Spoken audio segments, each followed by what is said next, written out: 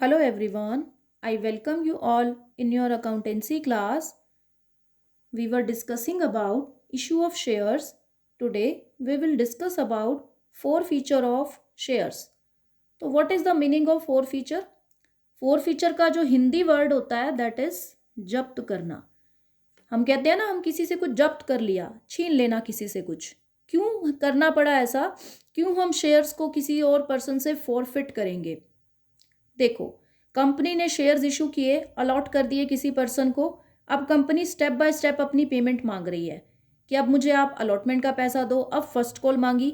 कोई share holder ऐसा हो कि वो कोई पेमेंट करने से मना कर दे, वो पेमेंट ना करे. वो पेमेंट अलॉटमेंट मनी भी हो सकती है, क्योंकि एप्लीकेशन तो देखो वो देगा ही देगा. या फिर वो पेमेंट फर्स्ट कॉल हो सकती है, या तो फिर फाइनल कॉल हो सकती है. तो इन तीनों में से कोई एक पेमेंट या तीनों payments, any type of condition, what ever it is given, कोई भी सिचुएशन हो जब शेयर होल्डर जो है वो इनमें से कोई पेमेंट देने से मना कर रहा है, तो कंपनी की अगर आर्टिकल ऑफ एसोसिएशन में ऐसा प्रोविजन है कि कंपनी जो है वो पेमेंट ना आने पर शेयर होल्डर के शेयर्स को फॉरफिट कर सकती है, उसके शेयर जब्त कर सकती है, तो कंपनी ऐसा करेगी. लेकिन उससे पहले वो शेयर होल्डर को 14 डेज का एक नोटिस पीरियड देगी, उसको रिमाइंड कराएगी कि उसने पेमेंट करनी है. फिर भी अगर शेयर होल्डर नहीं करता तो उसके बाद कंपनी के पास राइट होता है कि वो उसके शेयर को फॉरफिट कर ले. आपकी स्टेटमेंट में अगर बोला गया है कि फॉरफिट करना है तो आप करोगे, नहीं करने को बोला तो नॉर्मली अपना जितना कम रिसीव हो रहा है वो रिसीव को बस वहां तक करके सम को आप छोड़ दोगे. बट सम में ऑब्वियसली आपका फॉरफीचर का टॉपिक इंपॉर्टेंट है, यही चैप्टर है आपका, यही सब कुछ है कि फॉरफीचर का सम ही एग्जाम में आना है. यू ऑल नो दैट कि यहीं से मेन हमारे चैप्टर का पोर्शन शुरू होता है. तो ये चीज़ें आपको ध्यान से अब देखनी है. तो अब फॉरफिट होने हैं शेयर्स, तो उस टाइम पे हम क्या कर रहे हैं? कैंसिल ही तो कर रहे हैं ना शेयर्स को, कि सामने वाले ने पे नहीं किया तो उसके शेयर फॉरफिट हो गए. अब दूसरी बात कि जितना उसने अब तक दे दिया था, हो सकता है उसने एप्लीकेशन और अलॉटमेंट मनी दे दी हो, कॉल्स ना पे कर रहा हो, तो जितना उसने अब तक दे दिया था वो पैसा भी जब्त हो जाएगा, वो उसको वापस नहीं किया जाएगा. क्यों नहीं किया जाएगा? क्योंकि ये कोई नॉर्मल सिचुएशन नहीं है कि हमने उसको शेयर अलॉट ना किए हों, हम उसको वापस करें. शेयर अलॉट थे, वो पेमेंट नहीं कर रहा अपनी, तो जितना भी वो अब तक भर चुका है पैसा पेमेंट, वो आपने उसको वापस नहीं करनी. ठीक है. तो अब इससे रिलेटेड हमें जर्नल एंट्रीज को देखना है. बेसिक सा कंसेप्ट देखो, इसके पीछे क्या है कि आप अपने उस शेयर होल्डर ने जितने भी शेयर कैरी किए हुए, हो सकता है उसके पास 500 शेयर्स थे, उनके ऊपर उसने 2 रुपीज़ के हिसाब से कॉल पे नहीं की, तो वो 500 शेयर्स अब आप कर रहे हो जब्त, तो कैंसिल हो गए वो शेयर्स. तो उतने रुपए के अब आपके वो शेयर होल्डर, वो पर्सन नहीं रहा, उन शेयर्स का कैंसिल हो गया. तो आपको अपनी शेयर कैपिटल भी तो घटानी होगी ना. आपका शेयर का फेस वैल्यू जो है वो 10 रुपीज़ है, अगर 500 शेयर्स आपने जो है वो जब्त कर लिए, तो आपको उतने से अपनी शेयर कैपिटल को भी कम करना होगा. कम क्यों करना है? क्योंकि वो पर्सन अब एग्जिस्ट ही नहीं कर रहा है, तो उसके नाम से शेयर कैपिटल कैसे कैरी हो सकती है, यही बात है. तो यहाँ आपको ये देखना है कि जब तक शेयर इशू हो रहे थे तो शेयर कैपिटल अकाउंट को आपने क्रेडिट किया था, अब शेयर कैपिटल अकाउंट क्या होएगा? उल्टा डेबिट हो जाएगा. क्यों डेबिट हो रहा है? क्योंकि हमने शेयर करने हैं फॉरफिट, तो उससे हमारे अब शेयर होल्डर कम हो जाएंगे, तो शेयर कैपिटल भी कम, क्योंकि वो पर्सन तो जा रहा है, वो शेयर होल्डर अब नहीं रहेगा. तो शेयर कैपिटल अकाउंट आपने कर देना है डेबिट. अब आपने कैपिटल अकाउंट में उतने शेयर्स लेने हैं जितने फॉरफिट किए जा रहे हैं. जैसे यहाँ एग्जाम्पल में मैं कह रही हूँ 500 शेयर्स हैं, मल्टीप्लाई कितने अमाउंट से करोगे? यहाँ पर आप जितना अमाउंट अभी तक आपने कॉल कर लिया था, अमाउंट कॉल्ड अप, कि अगर आपने अपने शेयर पे अभी तक 8 रुपीज़ ही मंगाए हैं, तो 8 रुपीज़ के हिसाब से अपनी शेयर कैपिटल को कम कर दो. फिर आगे का हिसाब किताब देखते हैं कि उसने क्या दे दिया और क्या नहीं दिया. अगर आपने पूरे 10 रुपीज़ कॉल कर लिए थे, उसके बाद आप फॉरफीचर कर रहे हो, तो 10 से मल्टीप्लाई करो. कई बार क्या होता है कि कंपनी इतना ही वेट करती है, अभी पर्सन अलॉटमेंट भी नहीं दे रहा, फर्स्ट कॉल भी नहीं दे रहा, तो कंपनी कहती है फाइनल कॉल बाद में जो है मांग लेंगे हम शेयर होल्डर से, एक बार इसका फॉरफीचर करो शेयर्स का, ताकि हम उन शेयर्स को किसी अच्छे इंसान को दोबारा रीइशू करें जो हमें पेमेंट करे. तो बार बार इस पर्सन को नोटिस देके फ़ायदा नहीं है. तो कंपनी क्या करती है, उस पर्सन के फॉरफिट करने के लिए ना फाइनल कॉल का वेट नहीं करती, भी फाइनल कॉल भी मांग के देखते हैं. जब दिख रहा है ना कि नहीं देगा, तो वो अगर मान लो फाइनल कॉल 2 रुपीज़ की है, वो मांगने से पहले ही अगर उसने कंपनी ने शेयर उसके फॉरफिट कर लिए तो इट मीन्स कंपनी ने अभी 10 में से 8 रुपीज़ ही मंगाए हैं, फाइनल कॉल मंगाई नहीं। तो यहाँ पर फिर शेयर कैपिटल अकाउंट उतने से ही मल्टीप्लाई होता है जितना अमाउंट मंगवा लिया मल्टीप्लाई नंबर ऑफ शेयर्स, 500 हैं, 1000 हैं, जो भी। ठीक है जी। अब शेयर कैपिटल अकाउंट हो गया डेबिट 2। अब वो अमाउंट लिखो जो नहीं आ रहा। अगर अलॉटमेंट नहीं आ रही तो अलॉटमेंट को लिख दो, क्रेडिट कर दो शेयर अलॉटमेंट। क्यों क्रेडिट करना है? क्योंकि आपने मांगते टाइम अलॉटमेंट अकाउंट को डेबिट किया था और वो आई नहीं, पूरी आई नहीं, तो इसीलिए अभी तक वो अकाउंट खुला हुआ है, क्योंकि पूरे से क्रेडिट हुई नहीं, अलॉटमेंट आई नहीं तो कैसे क्रेडिट होगी। तो शेयर अलॉटमेंट अकाउंट। अगर अलॉटमेंट आ गई है तो मत लिखो फिर अलॉटमेंट अकाउंट को। उसके बाद अगर फर्स्ट कॉल नहीं आ रही तो फर्स्ट कॉल अकाउंट। जो नहीं आ रहा ना वो लिखना है अकाउंट, यहाँ उतने पैसों से जितने अमाउंट नहीं आ रहा। 2 फाइनल कॉल। तो ये तो हमने एक एग्जाम्पल लिया था नॉर्मली, तो इसीलिए हमने बस नॉर्मल लिख दिया तीनों अकाउंट को। तो एप्लीकेशन मनी का तो देखो पक्का ये है कि आ ही जाती है, क्योंकि वो तो सबसे पहले रिसीव होती है, तभी आपका एप्लीकेंट के रूप में कंपनी के सामने नाम आता है और कंपनी आपको अलॉट करती है। अब वो अमाउंट आएगी जो आपको अभी तक रिसीव हो चुकी है, that will be called for feature account, की जिसमें वो पैसा आप रखोगे। हो सकता है 10 रुपीज़ वाले शेयर पे 5 रुपीज़ दे चुका हो, 4 रुपीज़ दे चुका हो। तो जितने नंबर ऑफ शेयर्स हैं मल्टीप्लाई कर दो उस पैसों से जितने पैसे अभी तक आपने रिसीव कर लिए हैं, अमाउंट रिसीव्ड सो फार, कि अब तक आपको जितना अमाउंट रिसीव हो चुका है वो कहाँ जाता है, फॉर फ्यूचर अकाउंट में। जो नहीं आ रहा उसको आप क्रेडिट कर देते हो, उस पर्टिकुलर अकाउंट में डालो जिस पे नहीं आ रहा। हाँ, अगर आपने मान लो कॉल्स इन अरियर अकाउंट खोला था जिस टाइम पे आपको पैसा नहीं आ रहा था, तो यहाँ फिर फर्स्ट फाइनल कॉल नहीं लिखना, फिर आपने calls in arrear word use करना है। क्यों? क्योंकि नया अकाउंट खोला था कि भाई मेरे को जो है वो 500 शेयर्स के ऊपर 2 रुपीज़ के हिसाब से 1000 रुपीज़ जो है ना वो नहीं आ रहे, आपने उसको कॉल्स इन अरियर में डेबिट किया था। तो अब यहाँ पे फिर कॉल्स इन अरियर क्रेडिट हो जाएगा 1000 से कि नहीं आ रहे, और वो क्लोज हो जाएगा अकाउंट, क्योंकि शेयर तो कैंसिल ही हो रहे हैं, फॉरफिट हो रहे हैं शेयर्स। ठीक है, ध्यान रखें कि सब में अगर पहले कॉल्स इन अरियर खुला हुआ है तो फिर अब कॉल्स इन अरियर ही लेना है, और जितने शेयर फॉरफिट हो रहे हैं उतनी अमाउंट ही लिखनी है। अब जैसे मैंने अगर फर्स्ट कॉल पे 500 शेयर होल्डर्स थे, 2 रुपीज़ की फर्स्ट कॉल नहीं दी तो 1000 लिख दो। फाइनल कॉल 3 रुपीज़ की है तो 500 शेयर्स पे कितने की बन जाएगी, 1500 लिख दो। अलॉटमेंट नहीं आ रही, जितने रुपए की अलॉटमेंट थी 500 शेयर्स के हिसाब से वो लिख दो। जो आ गया है जितना पैसा वो फॉरफीचर में डालो। ये तो था बेसिक चीज़। अब दूसरा इसके साथ ही जो है वो कंसिडरेशन है प्रीमियम का, उसके बारे में भी हम आगे डिस्कस करेंगे। पहले इससे रिलेटेड एक छोटा सा हम न्यूमेरिकल लेंगे, फिर हम आगे बात करेंगे प्रीमियम की भी और रीइश्यू की भी। तो यस, यहाँ पर हमारे पास एक छोटा सा हमें स्टेटमेंट गिवन है जहां आपको कह रहा है कि Gopal was holding 100 shares of 10 each of a company. Statement को सुने। On which he has paid 3 rupees on application, 2 on allotment.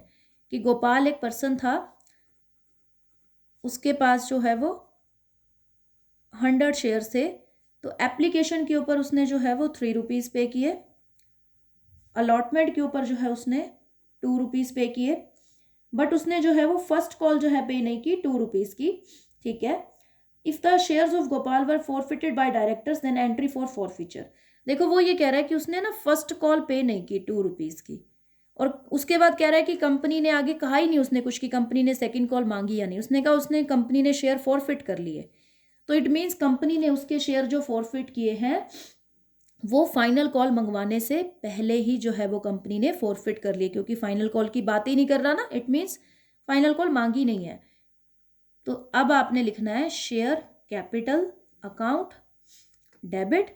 अब गोपाल के पास जो है वो शेयर्स कितने थे, 100 शेयर्स थे।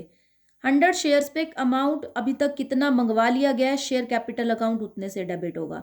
100 शेयर्स हैं देखो, और अभी तक अमाउंट जो है वो कितना मंगवा लिया गया है, एप्लीकेशन मनी, अलॉटमेंट मनी और फर्स्ट कॉल, 7 रुपीज़ टोटल मंगवा लिए गए हैं। तो शेयर कैपिटल आपकी 700 से कैंसिल हो जाएगी, जितना मांगा था उतना कैंसिल कर दो। जो मांगा ही नहीं ना उसको कैंसिल तो कर ही नहीं सकते, क्योंकि अभी तक ड्यू ही नहीं हुआ।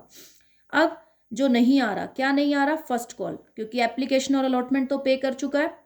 तो आपने लिखना है यहाँ शेयर फर्स्ट कॉल अकाउंट। तो शेयर फर्स्ट कॉल अकाउंट में हमने जो है वो ये हमने सिर्फ यहाँ हम एंट्री कर रहे हैं फॉरफीचर की। तो फर्स्ट कॉल अकाउंट पे आपको 100 शेयर्स पे 2 रुपीज़ के हिसाब से 200 रुपीज़ नहीं आ रहे, to forfeiture account. Forfeiture account में वो जो अब तक आ चुका है, 100 शेयर्स पे आपको 5 रुपीज़ अब तक जो है वो आ चुके हैं। 500 टोटल सेम आना चाहिए। देख लो जितना शेयर कैपिटल में है वही आपका यहाँ का टोटल आना चाहिए। देख लो डेबिट क्रेडिट आपका टोटल सेम है, तो बस ये आपके फोर फीचर की जो है वो एंट्री रहेगी। अब देखो कि शेयर हमने फॉरफिट कर लिए। अब ऐसा तो नहीं है ना कि ये शेयर हम दोबारा मार्केट में लाएं ही ना। इन शेयर्स को हम कर देते हैं री इशू, कि दोबारा से इन शेयर्स को हम जो है वो इशू करते हैं मार्केट में। तो रीइशू करते टाइम अब क्या हो गया कि पहले हम कह रहे थे ना कि डिस्काउंट पे इशू नहीं हो सकते शेयर, तो अब वो आपकी जो है वो रिस्ट्रिक्शन हट जाएगी। क्यों? क्योंकि ये शेयर दूसरी बार आ रहे हैं मार्केट में, एक बार इशू हो चुके हैं। तो कंपनीज एक्ट का रूल ये कहता है कि अगर शेयर पहली बार इशू हो रहे हैं तब वो डिस्काउंट पर नहीं होंगे, दूसरी बार हो रहे हैं तो डिस्काउंट पे आप कर सकते हो। तो अब रीइशू की 3 सिचुएशंस आएंगी, एक होंगे एट पार पर, एक होंगे डिस्काउंट पर और तीसरे होंगे प्रीमियम पर। तो हमें रीइशू से रिलेटेड जो है वो एंट्री को डिस्कस करना है कि रीइशू की क्या एंट्री पास होगी। तो अगर तो देखो एट पार पर है तो बहुत ही सिंपल है कि आपकी फेस वैल्यू के ऊपर आपका जो शेयर है वो रीइशू हो रहा है। वेरी सिंपल कि यहाँ पे आपको जो है वो अब ना जब रीइशू होंगे ना शेयर्स, तो उन पे कोई ऐसे नहीं होगा कि एप्लीकेशन मनी अलग अलॉटमेंट अलग, डायरेक्ट पैसा आएगा लमसम, बैंक अकाउंट डेबिट। अब नए शेयर इशू हो रहे हैं तो क्या हो जाएगा, शेयर कैपिटल अकाउंट क्रेडिट हो जाएगा। ठीक है जी। तो यहाँ पे आपका ये तो था सिंपल केस कि जब हमारे एट पार पर फेस वैल्यू पर हो रहे हैं। दूसरा केस क्या हो सकता है कि हमने जो है वो प्रीमियम पर अगर करे हैं, तो बैंक अकाउंट डेबिट। अब बैंक अकाउंट में तो पैसा आ ही रहा है, टू नई शेयर कैपिटल, मतलब दोबारा से हम शेयर इशू कर रहे हैं ना, तो share capital account credit. But share capital account अपने में फेस वैल्यू लेता है, हम कह रहे हैं कि हम प्रीमियम पर करेंगे, तो वही पहले वाली बात कि प्रीमियम के लिए खोल दो अलग से account, security premium reserve account. After then discount पर हैं तो डिस्काउंट पर भी कर सकते हो, बैंक अकाउंट डेबिट। अब ये जो है ना शेयर कैपिटल अकाउंट, इसको कोई मतलब नहीं है कि आप डिस्काउंट पे करो या प्रीमियम पे करो, ये अपने में फेस वैल्यू लेगा पूरे 10 रुपीज़ के हिसाब से। तो अगर आपने 9 रुपीज़ पे इशू किया है तो बाकी का पैसा डिस्काउंट अलाउ कर रहे हो ना, 9 रुपीज़ में शेयर इशू कर रहे हो और शेयर कैपिटल तो फेस वैल्यू लेगा। तो यहाँ फिर वो डिस्काउंट के पैसे कहाँ से पूरे करोगे, जो अभी अभी आपने वो जब्त किया है ना पैसा उस पर्सन का, जो उसने पे कर दिया था, उसका यूज़ यहाँ होगा। फोर फीचर अकाउंट से 1 रुपया निकाल लोगे। अब ये याद रखना कि ना देखो जो ये डिस्काउंट अलाउ कर रहे हो आप, कैपिटल इशू करने पे डिस्काउंट अलाउ है ना, तो ये कैपिटल लॉस है ये डिस्काउंट, तो इसको किसी ना किसी कैपिटल प्रॉफिट में से ही पूरा करना है। तो इसीलिए हम इसको जो पूरा करेंगे वो कहाँ से करेंगे, शेयर फोर फीचर से। ये वो पैसा है जो पिछले पुराने वाले शेयर होल्डर का हमने जब्त करके रखा हुआ है। और मैक्सिमम डिस्काउंट भी आप उतना ही दे सकते हो जितना आपके फोर फीचर अकाउंट में पैसा पड़ा है, उससे बाहर या उससे ज़्यादा डिस्काउंट आप दे नहीं सकते। अगर किसी पर्सन से पिछली बार आपको 50% पेमेंट आई थी तो आपका 50% उसका वो दिया हुआ पैसा फोर फीचर में है, तो इस बार आप 50% से ज़्यादा डिस्काउंट नहीं अलाउ कर सकते नए शेयर होल्डर को। क्यों? क्योंकि फोर फीचर में एब्जॉर्व करने के लिए उतने ही पैसे हैं। अब इससे रिलेटेड हम एक न्यूमेरिकल जो है वो डिस्कस कर लेंगे। ये आपका एक जनरल न्यूमेरिकल है, फिर हम आ जाएंगे हमारे प्रीमियम वाले टॉपिक पर कि अगर आपके जो शेयर है ना वो जब फॉरफिट होते हैं तो अगर वो प्रीमियम पर हो तो हमें तब क्या करना होता है। अभी हमारा सिंपल केस है, देखिए Pawan limited was registered with an authorised capital of, here is the statement, 5 lakh rupees and divided into shares of 10 each. It purchased a building from Y for 2 lakh and issued fully paid up shares to Y for purchase consideration. देखो एक तो वो authorise capital बता रहा है, दूसरा कह रहा है वाई को 2 लाख रुपीज़ के ना आपके fully paid up share issue कर रहा है, तो ये भी आपको इशू करने पड़ेंगे। 100 रुपीज़ का एक शेयर है, अगर 10 रुपीज़ का एक शेयर है तो 20,000 जो है वो शेयर्स आपने इशू करने हैं वाई को, क्योंकि हमने उसे क्या खरीदा है, बिल्डिंग खरीदी है। फिर उन्होंने पब्लिक को जो है वो पब्लिक से जो है एप्लीकेशन इन्वाइट की for the balance 30,000 shares payable as under. देखो उनके पास ना 5 लाख रुपीज़ के शेयर थे, तो इसका मतलब नंबर ऑफ शेयर कितने थे 10 रुपीज़ वाले, 50,000, जिसमें से उन्होंने 20,000 शेयर्स तो वाई को इशू कर दिए, 2 लाख रुपए पे करने थे, और 30,000 शेयर्स उन्होंने पब्लिक को ऑफर किए हैं, 3 rupees on application, 3 on allotment, 2 on first call and 2 on final call.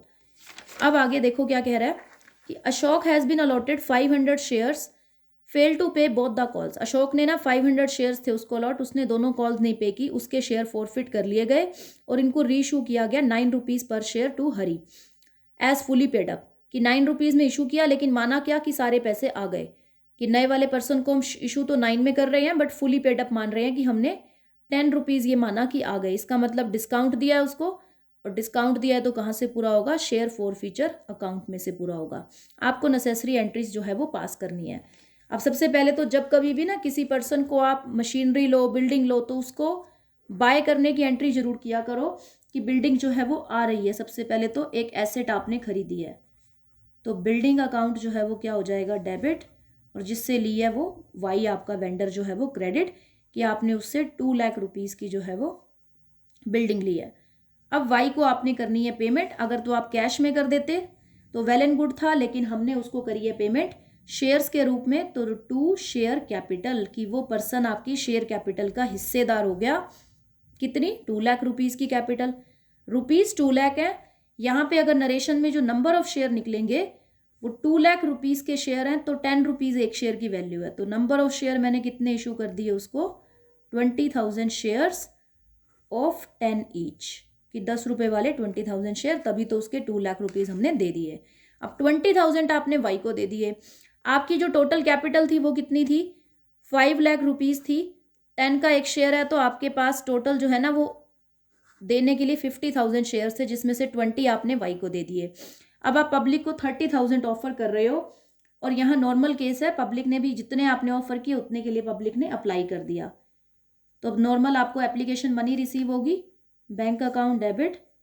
अभी तो सब कुछ नॉर्मली रिसीव होगा, जब आगे अलॉटमेंट के बाद जब कॉल्स नहीं आएंगी तब आगे बात करेंगे। तो शेयर एप्लीकेशन आएगा, नॉट अलॉटमेंट, एप्लीकेशन अकाउंट।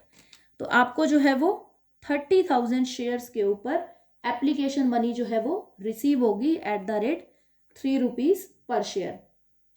तो यहाँ पर हमें 3 रुपीज़ के हिसाब से जो है वो अलॉटमेंट एप्लीकेशन मनी रिसीव होगी 90,000 रुपीज़। ओके, अब एप्लीकेशन मनी को आपने जो है वो शेयर कैपिटल अकाउंट में ट्रांसफ़र करना है। Share application account debit to share capital, जैसे जैसे पहले करते थे सेम टू सेम वही बात है। 90,000 रुपीज़ आपने जो है वो ट्रांसफ़र कर दिए। अब आपने जो है वो अलॉटमेंट कॉल करनी है। अलॉटमेंट जो है वो मांगोगे कितनी है, 3 रुपीज़ पर शेयर है, 30,000 पे मांगनी है आपने शेयर्स पे। Share allotment account debit to share capital, 30,000 share, 3 rupees की अलॉटमेंट, 90,000 रुपीज़ आपने जो है वो अलॉटमेंट की डिमांड की है।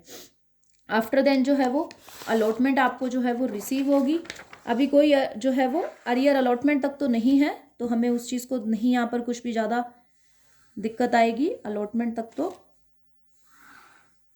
तो यस, अलॉटमेंट आपको जो है वो एज इट इज़ रिसीव हो जाएगी बैंक अकाउंट में 90,000 और टू शेयर अलॉटमेंट अकाउंट 90,000। अब आपने जो है वो फर्स्ट कॉल ड्यू करनी है, अभी सिर्फ ड्यू करनी है। रिसीव के टाइम देखते हैं भी उसने क्या कहा है कि भाई 500 शेयर्स पे आपको नहीं आ रही। टू शेयर कैपिटल आपने जो है वो 30,000 शेयर्स के ऊपर 2 रुपीज़ के हिसाब से 60,000 की फर्स्ट कॉल जो है वो ड्यू कर दी। अब कहता है कि अशोक के पास 500 शेयर्स थे, उसने आपको कॉल का पैसा नहीं दिया। तो अब आपको 500 शेयर्स के ऊपर सिंपली सा है जो आप अपना निकाल लो कि 500 शेयर्स के ऊपर जो है वो आपको कॉल का पैसा जो है वो नहीं रिसीव होगा। 500 शेयर्स 2 रुपीज़ पर शेयर कॉल है, 1,000 रुपीज़ आपको कॉल पे कम रिसीव हो जाएंगे जितने आपने मांगे थे। तो आपको कितने रिसीव होंगे, 59,000 rupees. Bank account debit 59,000। 500 shares पे 2 रुपीज़ के हिसाब से रिसीव नहीं हो रहे, 1,000 कम रिसीव। Bank account debit 59। अब दो तरीके हैं, अगर तो कॉल्स इन अरियर खोल लेते हो 1,000 से डेबिट करते हो तो आप to share first call account को जो है वो पूरा 60,000 से क्रेडिट कर दोगे, फिर वो कॉल्स इन अरियर आपका ओपन रहेगा, उसको आप बाद में जो है वो जब फॉरफिट करोगे तो क्रेडिट कर देना।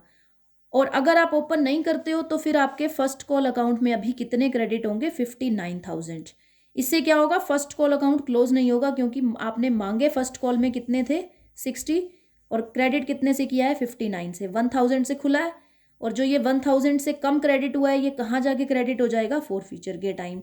तो आपकी मर्जी है, इसको अगर अभी पूरा 60 बनाना है तो कॉल्स इन एरियर खोल के 1000 लिख दो, फिर वहाँ कॉल्स इन एरियर क्रेडिट कर देना, वहाँ मतलब कहाँ, फोर फीचर के टाइम। तो that is up to you, या कई बार आपको सब में स्पेसिफिकली बोल भी देगा कि ये केस से चलो।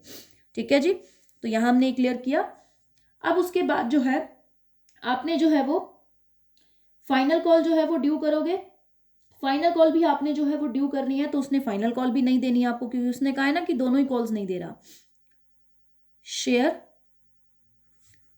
Final call account debit to share capital, same 60,000 की ड्यू हो जाएगी आपकी, 30,000 मल्टीप्लाई 2 रुपीज़, और आपको बैंक अकाउंट में जो है वो debit to share final call account, final call आपको जो है वो 59,000 की रिसीव हो जाएगी। अब बारी आ गई उसके शेयर्स को फॉरफिट करने की जी। तो अब आपने लिखा यहाँ share capital account debit. Share capital account यहाँ क्यों डेबिट हो रहा है, क्योंकि अब शेयर कैपिटल कैंसिल हो रही है, उसके शेयर फॉरफिट हो रहे हैं। तो आप कितने शेयर फॉरफिट कर रहे हो अशोक के, 500 मल्टीप्लाई जितना अब तक मंगवा लिया, फाइनल कॉल तक सारा पैसा मंगवा लिया है 10 रुपये के हिसाब से, तो पूरे 5000 से क्या हो जाएगा, शेयर कैपिटल अकाउंट डेबिट। अगर पूरा ना मंगवाया होता, 7 रुपये मंगवाए होते तो 7 से मल्टीप्लाई करते, टू शेयर। अब क्योंकि हमने कॉल्स इन एरियर नहीं खोला तो फर्स्ट कॉल अकाउंट में जितना फर्स्ट कॉल का नहीं आ रहा, टू शेयर फाइनल कॉल में जितना फाइनल कॉल पे नहीं आ रहा, और जो आ गया है उसको कहाँ डाल दोगे, फोर फीचर अकाउंट में। तो देखो फर्स्ट कॉल पे 1000 नहीं आए थे, फाइनल कॉल पे भी 1000, और फोर फीचर अकाउंट में वैसे तो इन दोनों को प्लस कर दो और देख लो कि शेयर कैपिटल से कितना कम है, उतना फोर फीचर में जाना है। बट कंसेप्चुअली समझ आना चाहिए, तो कंसेप्ट क्या कहता है कि जितना आ गया उतना। तो 500 शेयर्स पे मुझे जो है वो 3 रुपीज़ एप्लीकेशन पे और 3 रुपीज़ ओवरलॉटमेंट पे, यानी 6 रुपीज़ जो है वो आ चुके थे। तो 3000 मुझे आ चुके थे। ये कैलकुलेशन हमेशा करके देखो ताकि पता चल जाए कि आपका सम ठीक जा रहा है, कि आपको पता है ना 3 रुपीज़ एप्लीकेशन और 3 अलॉटमेंट, टोटल 6 रुपीज़ आपने 500 शेयर्स पे रिसीव कर चुके हो, तो वो डाल दिए फोर फीचर में। अब बात आती है रीइशू की। तो आपने जो रीइशू किए हैं वो 9 रुपीज़ में किए हैं हरी को। तो हरी का तो यहाँ कोई मतलब है नहीं कि किसी को नाम जो है उसका हम देखें, हमें सिंपली जो है वो पैसा रिसीव होगा उस पर्सन से, बैंक अकाउंट डेबिट। तो बैंक अकाउंट आपने डेबिट किया, 500 शेयर्स हैं, उसको आपने 9 रुपीज़ के हिसाब से बोला है, तो वो 9 रुपीज़ के हिसाब से ही पे करेगा आपको, दे दिया जी। आपने उसको क्या किया, अभी 1 रुपये का जो है आपने उसको डिस्काउंट ऑफर कर दिया। आपने कहा भी मैं फुली पेड अप मान लूंगा। फुली पेड अप का मतलब कि मेरा जितने रुपए का फेस वैल्यू है ना शेयर का, वो फुली पे हो गया आपकी तरफ से, तो इट मीन्स आप डिस्काउंट ऑफर कर रहे हो। अब डिस्काउंट को पूरा कहाँ से करोगे, फोर फीचर अकाउंट से। फोर फीचर अकाउंट में कितना पैसा पड़ा है, 3000, तो 500 रुपीज़ डिस्काउंट के तो इजीली पूरे हो जाएंगे। Share four feature account. अब एक बात और यहाँ ध्यान रख लेना कि मैंने कहा ना देखो फोर फीचर अकाउंट में 3000 पड़ा है, तो कई बार ऐसा भी हो सकता है कि आप सारे के सारे शेयर रीइशू ना कर रहे हो, आपने कुछ पोर्शन रीइशू किए। जैसे ये 500 शेयर्स थे, मैं इसमें से सिर्फ 100 शेयर्स ही रीइशू करना चाहती हूँ और उतने ही मैंने किए, तो मैं ये नहीं देखूंगी कि भाई फोर फीचर में टोटल 3000 है तो चलो जी सारा यूज कर लो, नहीं। जितने शेयर मैं रीइशू कर रही हूँ उतने शेयर से रिलेटेड इस फोर फीचर में कितना लाई कर रहा है, उससे मेरा मतलब है कि अगर ये 3000 रुपीज़ जो फोर फीचर अकाउंट में पड़े हैं ये 500 शेयर से रिलेटेड है, और मुझे अगर 100 का पता लगाना है कि 100 शेयर्स से रिलेटेड इसमें कितना है, तो मल्टीप्लाई 100 से कर दो, या आप पर शेयर पता कर लो, फिर आपको जितने का निकालना है। आपने 200 अगर अभी सिर्फ रीइशू किए, तो आपको ये जानना है कि इस 3000 रुपये जो मेरे फोर फीचर में है इसमें 200 शेयर से रिलेटेड कितना है, तो वो भी निकल जाएगा आपका। ठीक है, जैसे 200 शेयर से रिलेटेड 1800 है, तो वो आपका उसमें मतलब होना चाहिए कि जितने आप रीइशू कर रहे हो ना पोर्शन, जितने नंबर ऑफ शेयर्स, उनसे रिलेटेड फोर फीचर अकाउंट में कितना पैसा पड़ा है उसमें से आप यूज करोगे डिस्काउंट के लिए। ठीक है, डिस्काउंट के लिए उतना ही डिस्काउंट दे सकते हैं ना फिर जितना हमारे फोर फीचर में पड़ा हो। ठीक है जी, और ये नए शेयर इशू हो रहे हैं तो शेयर कैपिटल अकाउंट क्या हो जाएगा, क्रेडिट। और शेयर कैपिटल अकाउंट खुद में हमेशा फेस वैल्यू लेता है, इसको कोई मतलब नहीं डिस्काउंट से या किसी से। तो आपका 500 शेयर्स थे, 10 रुपीज़ वाले मानेगा ये, फुली पेड अप, तो शेयर कैपिटल में गए 5000। अब देखो आगे, आपका जो ये 500 शेयर्स थे ये तो सारे के सारे रीइशू हो गए, इनमें से कोई कुछ आपका बचा ही नहीं कि भाई अभी बाद में रीइशू कर लेंगे। तो अगर आपके पास सारे रीइशू हो गए, आपने देखो सिर्फ 500 यूज़ कर लिया शेयर फॉर फ्यूचर अकाउंट में से डिस्काउंट देने पर, बाकी के 2500 अब बचे हुए हैं। शेयर्स तो रीइशू हो चुके हैं और तो कोई काम है नहीं। तो अब ये जो कैपिटल प्रॉफिट है इसको हम डाल देंगे कैपिटल रिजर्व में। इसको कैपिटल प्रॉफिट बोलते हैं जो फॉर फ्यूचर अकाउंट में पैसा होता है।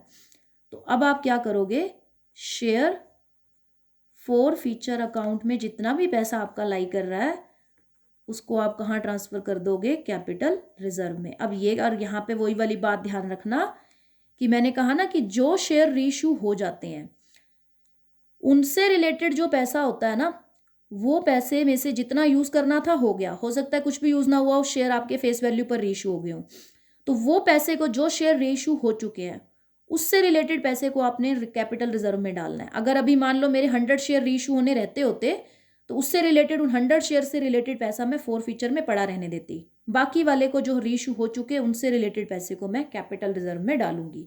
ये बहुत ही इंपॉर्टेंट एंट्रीज हैं, तो इनसे रिलेटेड अगर कोई भी डाउट है तो आप डिस्कस करें। जूम क्लास आपकी रहती है, उसके अलावा भी आप कॉल पे स्कूल आकर जैसे भी चाहें डिस्कस कर सकते हैं, बट इन सम्स को जो है वो बहुत ध्यान से करें, very very important sums. That's all for today, thank you so much.